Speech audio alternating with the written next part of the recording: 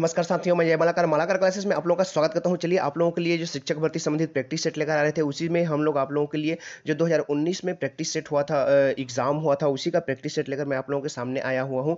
ये शिक्षक के लिए जो एग्जाम हुआ था उसी के क्वेश्चन रहेंगे इसमें। तो आइए देखते हैं पहला क्वेश्चन इस तरह से था।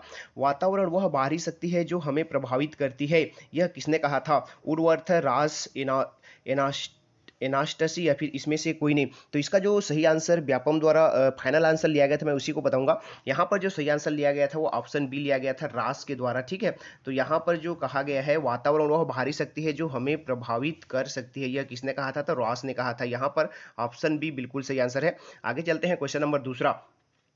छोटे शिशु खिलौने तथा अन्य वस्तुओं को फेंक कर उसके भागों को अलग करके किस भाव को प्रदर्शित करते हैं? पर निर्भरता, प्रेम की भावना, जिज्ञासा प्रवृत्ति या फिर दोहराने की प्रवृत्ति। तो यहाँ पर जो सही आंसर लिया गया था वो था ऑप्शन दो का, वो है ऑप्शन इसका जिज्ञासा प्रवृत्ति। ऑप्शन सी है यहाँ पर, सी को लिया गया था। जिज्ञासा प्रवृत्ति को बच्चे प्रदर्शित करते हैं, इस तरह से अलग अलग कर देते हैं खिलौने को, तो अपने जिज्ञासा को बताते हैं। आगे देखिए तीसरा प्रश्न। 6 से 9 वर्ष की आयु वर्ग का बच्चा अपने तात्कालिक वातावरण में अधिक रुचि लेता है का अर्थ है पाठ्यक्रम अधिक विस्तृत ना हो, पाठ स्थानीय मुद्दों पर केंद्रित हो, व्यक्तिगत स्वच्छता और स्वास्थ्य पर पाठ अधिक सार्थक हो, या फिर उपरोक्त सभी। तो यहाँ पर जो सही आंसर लिया गया था तीसरा का, वो ऑप्शन डी लिया गया था, उपरोक्त सभी यहाँ पर लिया गया था। इसको याद रखिएगा, यहाँ का तीसरा का ऑप्शन डी बिल्कुल सही आंसर हो जाएगा। आगे चलते हैं चौथे प्रश्न की ओर। चौथा प्रश्न इस तरह से है। शिक्षण प्रक्रिया को बढ़ाने के लिए प्रौद्योगिकी के उपयोग को शिक्षा में खाली स्थान कहा जाता है, क्या कहा जाता है? आईटी, आईसीटी, सूचना प्रौद्योगिकी या फिर संचार प्रौद्योगिकी। देखिए, शिक्षा प्रक्रिया को बढ़ाने के लिए प्रौद्योगिकी के उपयोग को आईसीटी कहा जाता है। ऑप्शन बी यहाँ पर सही आंसर है और इसी को लिया गया था। ऑप्शन बी बिल्कुल सही आंसर, यहाँ पर आईसीटी कहा जाता है। आगे चलते हैं पांचवें नंबर के प्रश्न की ओर। पांचवें नंबर का प्रश्न इस तरह से है। बौद्धिक विकलांगता को परिभाषित करने के लिए निम्न मानदंडों में से किसका उपयोग किया जा सकता है? पहला, औसत बौद्धिक कामकाज के नीचे सामान्य तौर पर अनु अनुकूली कामकाज में हानि या फिर इन कमियों को 18 वर्ष की आयु से पहले प्रकट किया जाना चाहिए, या फिर उपरोक्त सभी। तो यहाँ पर जो सही आंसर लिया गया था वो ऑप्शन डी है, उपरोक्त सभी हो जाएगा। यहाँ पर ऑप्शन डी बिल्कुल सही आंसर हो जाएगा। आगे देखते हैं छठवें नंबर की प्रश्न। छठवां नंबर का प्रश्न इस तरह से है। विकास विकार का एक उदाहरण है किसका? इस तरह से ऑप्शन दिया हुआ है, देख लीजिए कौन सा विकार होगा यहाँ पर। तो देखिए यहाँ पर जो व्यापम जो है इस क्वेश्चन को स्टार लगा दिया था, यानी कि विलोपित कर दिया था। इस प्रश्न का कोई आंसर नहीं लिया गया था व्यापम द्वारा, तो इस प्रश्न को हम छोड़ देंगे। इस तरह के कुछ प्रश्न होते हैं जो व्यापम द्वारा विवादित रहते हैं या फिर उनको छोड़ दिया जाता है। आगे देखिए सातवें नंबर का प्रश्न। अभिप्रेरणा के लिए विद्यार्थियों की प्रशंसा की जानी चाहिए, एकांत में, अलग से, लोगों के बीच या फिर व्यक्तिगत रूप से। तो यहाँ सातवां का जो सही आंसर लिया गया था वो ऑप्शन सी लिया गया था, लोगों के बीच उनको प्रशंसा की जानी है। यही प्रश्न मैं पिछले बार करा भी चुका था। ठीक है, आगे देखिए आठवां प्रश्न। आठवां प्रश्न को भी जो है आपके व्यापम द्वारा विलोपित कर दिया गया था। यहाँ पे लोगोस का अर्थ ज्ञान, तो साइकी का अर्थ क्या होगा, इसको व्यापम द्वारा विलोपित कर दिया गया था। ठीक है, ये दो क्वेश्चन विलोपित हुए थे। आगे देखिए नौवां नंबर के। शिक्षा में प्रजातांत्रिक दृष्टिकोण का अर्थ है समान शैक्षिक अवसर, असमान लोगों के साथ समान व्यवहार, शिक्षकों के व्यवहार में एकरूपता, या फिर उपरोक्त सभी। तो नौवां का जो सही आंसर लिया गया था, देखिए यहाँ पर उपरोक्त सभी नहीं होगा। नौवां का जो सही आंसर लिया गया था वो ऑप्शन ए लिया गया था। इस तरह से उपरोक्त सभी भी दिया रहता है आप लोगों को फंसाने के लिए, तो इससे आप लोगों को बचना है। नौवां का जो आंसर लिया गया था ऑप्शन ए लिया गया था, समान शैक्षिक अवसर। आगे देखिए 10वां नंबर। डिंग हाँकना है। डिंग हाँकना क्या है उसको बताना है आप लोगों को। आक्रमण, क्षतिपूर्ति, विकल्प देना या फिर युक्ति संगत बनाना। तो डिंग हाँकना को यहाँ पर क्षतिपूर्ति कहा गया है। ठीक है, डिंग हाँकना को ऑप्शन बी कहा गया है। ठीक है, आगे देखते हैं। व्यवहार में विकास के संबंध में क्या सही नहीं है? देखिए, व्यवहार के विकास के संबंध में क्या सही नहीं है उसको बताना है। 11वां नंबर का। यह सामान्य सामूहिक संक्रिया से विशिष्ट प्रक्रिया की ओर जाता है। यह एक क्रमिक और अनवरत प्रक्रिया है। यह प्रत्येक बालक के लिए भिन्न होती है और क्रम में एकरूपता नहीं पाई जाती। यह शीर्ष, पुच्छक और समीप से दूर की दिशा में बढ़ता है।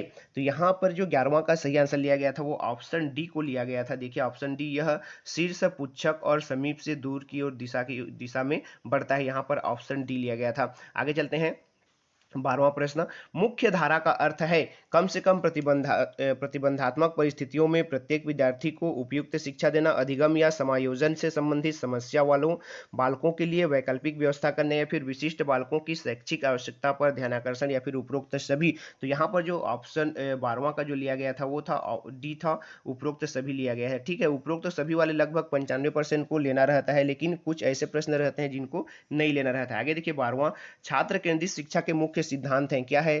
करके सीखना, जी कर सीखना, दोनों, या फिर इसमें से कोई नहीं। तो यहाँ पर जो सही आंसर है 13 का वो है दोनों, है ना। 13 का सी, करके सीखना और जी कर सीखना, ये छात्र केंद्रित शिक्षा का मुख्य सिद्धांत है। आगे देखिए, अधिगम के रूप में आकलन सीसीई का महत्वपूर्ण अवयव है, क्योंकि देखिए इसमें 14 का आधा प्रश्न कट गया है। यहाँ देखते हैं, ये 12 हो गया, 13 हो गया, 14 प्रश्न यहाँ। हाँ, अधिगम के रूप में आकलन सीसी का महत्वपूर्ण अवयव है, क्या है उसको बताना है। अधिगम कौशलों को सीखने में मदद करता है, जीवन पर्यंत अधिगम की क्षमताओं का विकास करता है। केवल एक, केवल दो, इस तरह से कूट में दिया हुआ है, कौन सा होगा उसको देखिए। तो 14 का जो सही आंसर लिया गया था वो सी, 1 और 2 दोनों को लिया गया था। यहाँ पर ऑप्शन सी हो जाएगा 14 का। ठीक है, आगे बढ़ते हैं। 15 प्रश्न, शिक्षा हेतु सामान्य विधियों में आवश्यकता होती है जो कि मुख्यतया केंद्रित होती है किस पर? व्यवस्थित निरीक्षण विधि पर, प्रत्यक्ष प्रयोग विधि पर, वैज्ञानिक विधि पर, या फिर समाजशास्त्री विधि पर। तो इसका जो सही आंसर है 15 का वो ऑप्शन ए लिया गया था, व्यवस्थित निरीक्षण विधि, ऑप्शन ए लिया गया था यहाँ पर, याद रखिएगा। 16 नंबर का प्रश्न, सीखने सीखने की अक्षमता में गणितीय विकार का नाम है, क्या है? गणितीय विकार का नाम क्या है? सीखने में गणितीय विकार को क्या कहा जाता है? देखिए इस तरह से प्रश्न मैं करा चुका हूँ पिछला सी टेट में जाके, टेट वाले भाग पे जाकर देख सकते हैं, ये सभी किया हुआ है मैंने। तो देखिए डिस्पेक्सिया, डिसलेक्सिया, डिसकैलकुलेसिया, या फिर डिस्फेसिया। तो यहाँ पर जो सही आंसर है गणित से संबंधित आए तो कैलकुलेटर, तो कैलकुलेसिया याद रखिएगा। ठीक है, कैलकुलेसिया, कैलकुलेशन वाला। अगला प्रश्न देखिए 17 नंबर का प्रश्न। 17 नंबर का प्रश्न इस तरह से है, विद्यार्थियों की सीमित अवधान की समस्या को हल किया जा सकता है किससे? अधिक पठन अभ्यास द्वारा, छोटे शब्द विस्तार के साथ छोटे पाठ द्वारा, शिक्षण सहायक सामग्री के अधिक उपयोग द्वारा, फिर पाठ्य पुस्तक को अधिक रंगीन बनाकर। तो यहाँ पर जो सही आंसर है 17 का वो ऑप्शन बी है, छोटे शब्द विस्तार के साथ छोटे पाठ द्वारा, ऑप्शन बी यहाँ पर सही है 17 नंबर का। आगे चलते हैं 18 नंबर प्रश्न, साक्षात्कार प्रविधि एक महत्वपूर्ण भाग है किसका? प्रक्षेपी प्रविधियों का, चयनित प्रविधियों का, व्यवहारगत प्रविधियों का, फिर प्रश्नावली प्रविधियों का।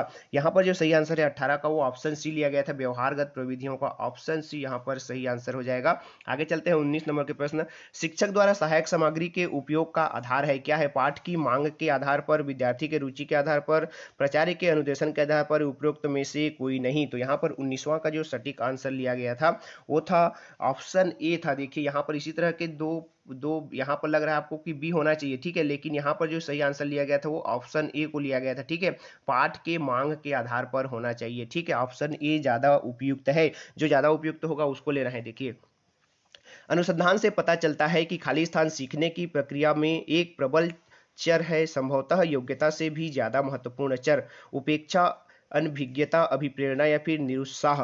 तो इसका जो सही आंसर लिया गया था वो ऑप्शन सी लिया गया था, अभिप्रेरणा, ऑप्शन सी 20वां का सही आंसर हो जाएगा। आगे चलते हैं 21 नंबर के प्रश्न, 6 से 9 वर्ष की आयु के बीच के बच्चों में पढ़ने और लिखने की गहरी इच्छा होती है, लेकिन मांसपेशियों में समन्वय अभी भी अपूर्ण है।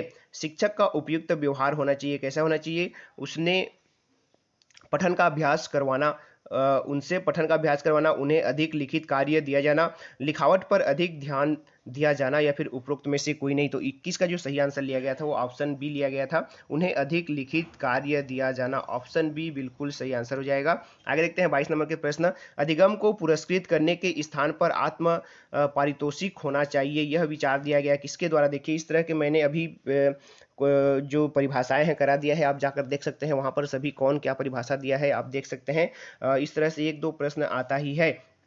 तो देखिए इसका 22वां नंबर का जो सही आंसर हो जाएगा वो ऑप्शन बी हो जाएगा, ब्रूनर ने कहा था इसको। किसने कहा था? ऑप्शन बी हो जाएगा, ब्रूनर ने। ठीक है, आगे चलते हैं 23 नंबर के प्रश्न, दंड से बचने के लिए एक किशोर सतर्क होता है अपने व्यवहार में, फटकार से, फिर सामाजिकरण से या फिर अपनी मांगों से। तो 23 नंबर का जो सही आंसर है वो है अपने व्यवहार से, ऑप्शन ए लिया गया था, ये याद रखिएगा 23 नंबर में। 24 नंबर विशिष्ट बालक की सर्वाधिक उपयुक्त परिभाषा है, कौन सा है उसको बताना है। वह बौद्धिक रूप से अतिश्रेष्ठ है, वह भावनात्मक रूप से अविकसित है, वह सामाजिक रूप से औरों से भिन्न है, या फिर ऑप्शन डी वह जो सामान्य बालकों की तुलना में मानसिक, शारीरिक और सामाजिक गुणों में विचलित प्रदर्शित करता है। तो इसका जो सही आंसर है वो ऑप्शन डी है, बिल्कुल दिख रहा है यहाँ पर, ऑप्शन डी लगाना है, ठीक है। आगे चलते हैं। 25 नंबर सीखना संज्ञानात्मक विकास पर निर्भर करता है, किसका, हमेशा, कभी कभी, कभी नहीं, या फिर गणना पर। तो 25 नंबर का जो सही आंसर है वो है हमेशा करता है, सीखना संज्ञानात्मक विकास पर निर्भर करता है, कब, हमेशा, ठीक है। आगे देखिए, धीमी गति से सीखने वाले बालकों को खाली स्थान प्रकार की शिक्षा की आवश्यकता होती है, प्राथमिक शिक्षा, बुनियादी शिक्षा, समावेशी शिक्षा। देखिए धीमी गति से जो बालक सीखता है, यहाँ पे ऑप्शन सी लिए गए, समावेशी शिक्षा की आवश्यकता होती है। धीमी गति से सीखने वाले बालकों के लिए समावेशी शिक्षा की आवश्यकता होती है। आगे देखिए 27 नंबर के, शिक्षा शास्त्र का अध्ययन कहलाता है, क्या कहलाता है, शिक्षा शास्त्र का अध्ययन क्या है, शिक्षा छात्रों का मार्गदर्शन करने, अधिगम प्रक्रिया, या फिर शिक्षण प्रविधि। तो यहाँ पर जो सही आंसर है वो ऑप्शन डी है, शिक्षण विधियां कहलाता है, शिक्षा शास्त्र का अध्ययन शिक्षण विधियां कहलाता है। इस तरह के प्रश्न देकर आपको कंफ्यूज करने की कोशिश करता है, याद रखिएगा। 28 नंबर के प्रश्न, निम्नलिखित में से कौन एक विशिष्ट अधिगम अक्षमता का उदाहरण है, मानसिक मंदता, डिसलेक्सिया, एचडीएचडी, या फिर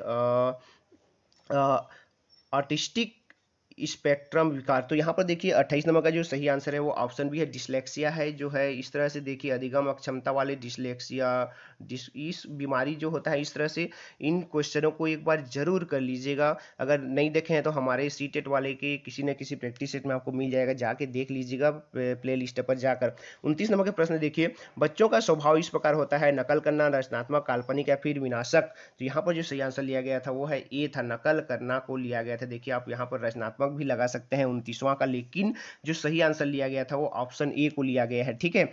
आगे देखते हैं अंतिम प्रश्न, अनुसंधान से पता चला है कि हमारी पढ़ाई का खाली स्थान दृश्य और श्रवण अंगों के माध्यम से ग्रहण किया जाता है, कितना पर। देखिए ये प्रश्न मैंने पिछले बार अभी अभी कराया है। तो यहाँ पर जो सही आंसर लिया गया था, मैंने उसमें 85 बताया है, लेकिन यहाँ पर लिया गया था ऑप्शन डी 95। आप क्या पढ़ते हैं वो मैटर नहीं करता है, व्यापम क्या लेता है वो मैटर करता है, ठीक है। और आपको व्यापम के प्रश्न को ही, व्यापम के जो फाइनल आंसर लिया गया है उसी को लेना है। तो ये थे 30 प्रश्न, आई होप अच्छे लगेंगे। अच्छे लगे तो वीडियो को लाइक कीजिएगा, चैनल पर नए हैं तो चैनल को भी सब्सक्राइब कर लीजिएगा। इस तरह के वीडियो आपको मिलते रहेंगे। नमस्कार, जय हिंद।